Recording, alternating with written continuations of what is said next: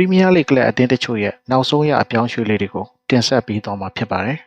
။အားလုံးပဲမင်္ဂလာပါဗျာ။ Rashford ကနေပြန်လည်ကြိုဆိုလိုက်ပါတယ်။ Arsenal အသင်းဟာနောက်ခံကစားသမား Gabriel နဲ့တက်တန်းတိုးစာချုပ်ချုပ်ဆိုပြီးကြောင်းအသင်းရဲ့ website မှာဖော်ပြထားပါတယ်။ Gabriel ဟာအသက်28နှစ်အရွယ်ရှိပြီဖြစ်ပြီးပြင်သစ်ကလပ်လိုင်လီကနေ Arsenal အသင်းကိုစက်တင်ဘာ2020မှာပြောင်းရွှေ့လာခဲ့တာပါ။စာချုပ်သစ်အရ Gabriel ဟာ2029ဒီ Arsenal အသင်းမှာရှိနေမယ်လို့သတင်းတွေကဖော်ပြထားပါတယ်။ဆက်လက်ပြီး Arsenal အသင်းအနေနဲ့ Chelsea အသင်းရဲ့ကိုယ်သမားကပ်ပါကိုလည်းခေါ်ယူရန်စိတ်ဝင်စားနေကြောင်းသတင်းတွေအရသိရပါတယ်။အဆိုပါကစားသမားဟာဖုံးပေါင်အသင်းကနေအငှားစာချုပ်ပြည့်ပြီးဖြစ်လို့ Chelsea အသင်းထံပြန်လည်ရောက်ရှိလာတာဖြစ်ပြီးခေါ်ယူလိုပါကစတာလင်ပေါင်9သန်းခန့်ဖြင့်ခေါ်ယူနိုင်မယ်ဖြစ်ပါတယ်။ First line at goalkeeper အနေနဲ့ David Raya ရှိပြီးဖြစ်လို့ကပ်ပါအနေနဲ့အရန်ကိုယ်သမားအဖြစ်အာဆင်နယ်အသင်းကိုရောက်ရှိလာမလားဆိုတာတော့စောင့်ကြည့်ရမယ်ဗျာ။နောက်ထပ်အနေနဲ့ Brian Mbeumo အတွက် Manchester United ဘက်မှကမ်းလှမ်းထားတဲ့စတာလင်ပေါင်45သန်းနဲ့အပိုစုချင်းငွေစတာလင်ပေါင်10သန်းပါဝင်တဲ့ပြောင်းရွှေ့ခြင်းကမ်းလှမ်းမှုကို Brentford အသင်းဘက်ကနေပယ်ချထားတယ်လို့သိရပါတယ်။ Brentford ဘက်မှစတာလင်ပေါင်60ထက်အလိုရှိနေပြီး United ဘက်မှလည်းကမ်းလှမ်းမှုအသစ်စရန်ပြင်ဆင်နေပြီဖြစ်ကြောင်းသိရပါတယ်။ Chelsea အသင်းအနေနဲ့West Ham အသင်းရဲ့တိုက်စစ်ကစားသမား Mohamed Kudus ကိုလည်းခေါ်ယူရန်စိတ်ဝင်စားနေကြောင်းကြားသိရပါတယ်။ West Ham အသင်းနီးပြ Graham Potter ကတော့သူ့ရဲ့တပည့်ဟောင်းဖြစ်တဲ့လက်ရှိ Chelsea ကိုယ်သမား Robert Sanchez ကိုပြန်လည်အလိုရှိနေပြီး Kudus ရဲ့အပြောင်းရွှေ့ကိစ္စမှာ option တရက်အနေနဲ့ပါဝင်လာမလားဆိုတာတော့စောင့်ကြည့်ရမယ်ဗျာ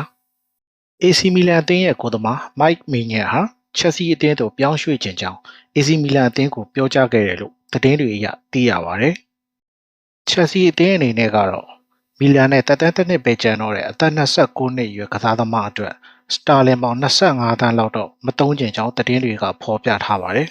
။နောက်ထပ်အနေနဲ့ Chelsea အသင်းဟာဒေါမွန်အသင်းရဲ့တိုက်စစ်ကစားသမား Jamie Carragher ကိုစိတ်ဝင်စားနေကြောင်းလည်းကြားသိရပါတယ်။အဆိုပါကစားသမားနဲ့အပြောင်းရွှေ့ကိုတော့ Club World Cup အပြီးမှာဆက်လက်ဆောင်ရွက်ဖွယ်ရှိကြောင်းသတင်းတွေကဖော်ပြထားပါတယ်။ Liverpool သတင်းအနေနဲ့ကတော့ Luis Diaz အတွက်ဘာစီလိုနာမှကမ်းလှမ်းလာမှုကိုအသင်းမှပယ်ချခဲ့တယ်လို့လည်းသိရပါတယ်။နောက်ထပ်အနေနဲ့ကဖုံးမောက်အသင်းရဲ့ဘယ်နောက်ခံလို့ Milos Keket ကိုလည်းလာမယ့်ရက်တွေအတွင်းမှာအပိသက်ခေါ်ယူနိုင်တော့မယ်လို့သိရပါတယ်။ပြောင်းရွှေ့ကြီးတန်ဖိုးကတော့စတာလင်ပေါင်40ခန့်လို့လည်းသတင်းတွေကဖော်ပြလျက်ရှိပါတယ်။နောက်ထပ်ပြီး Puskas Academy အသင်းမှကိုယ်သမားArmin Pechi ကိုလည်းခေါ်ယူရန်သဘောတူညီမှုရပြီဖြစ်ကြောင်းသိရပါတယ်။အသက်20ရွယ်အဆိုပါဟန်ဂေရီလူငယ်ကစားသမားလေးရဲ့အပြီးသက်ပြောင်းရွှေ့မှုဟာမကြာခင်မှာဖြစ်လာွယ်ရှိကြောင်း Fabrizio Romano ကလည်းအတည်ပြုထားပါတယ်။ Man City အသင်းရဲ့ကစားသမားအသစ်ဖြစ်လာမဲ့ Tierney Reinders ကတော့ Man City အသင်းနဲ့ဆေးစစ်မှုတွေကိုလာမယ့်တနင်္ဂနွေနေ့မှာပြုလုပ်သွားမှာပဲဖြစ်ပါတယ်။နောက်ထပ်အနေနဲ့က Wolverhampton အသင်းရဲ့ဘယ်နောက်ခံလို့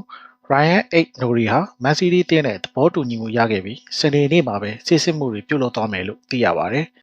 ကစားသမားရဲ့ဖြစ်နိုင်ွယ်ပြောင်းရွှေ့ခြင်းကတော့ရူရို40ခန့်ဖြစ်ပြီး9နှစ်တာစာချုပ်ချုပ်ဆိုသွားမှာဖြစ်ကြောင်းသိရပါတယ်။ Man City အသင်းအနေနဲ့ကတော့ Ryan Cherki နဲ့ပုဂ္ဂိုလ်ရေးသဘောတူညီမှုရရှိထားပြီးဖြစ်ပြီးအပြီးသက်ပြောင်းရွှေ့နိုင်ရန်အတွက် Lyon အသင်းနဲ့လာမယ့်ရက်တွေအတွင်းဆက်လက်ဆွေးနွေးသွားမှာပါ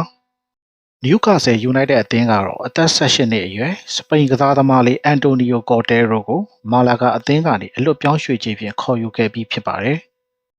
အဆိုပါကစားသမားအသစ်ကလေးကိုလည်းအငှားပြန်ချထားနိုင်မှာရှိကြောင်းသတင်းတွေကဖော်ပြလျက်ရှိပါတယ်။ဘောလုံးအားပေးသူညီကိုတွေအနေနဲ့ကောဘလို့ခေါ်ယူမှုတွေကဖြစ်တင်ပြီးတော့ဘသူတွေကိုတော့မခေါ်ယူသင့်ကြောင်းအမြင်လေးတွေဝေမျှသွားနိုင်ပါတယ်ဗျာ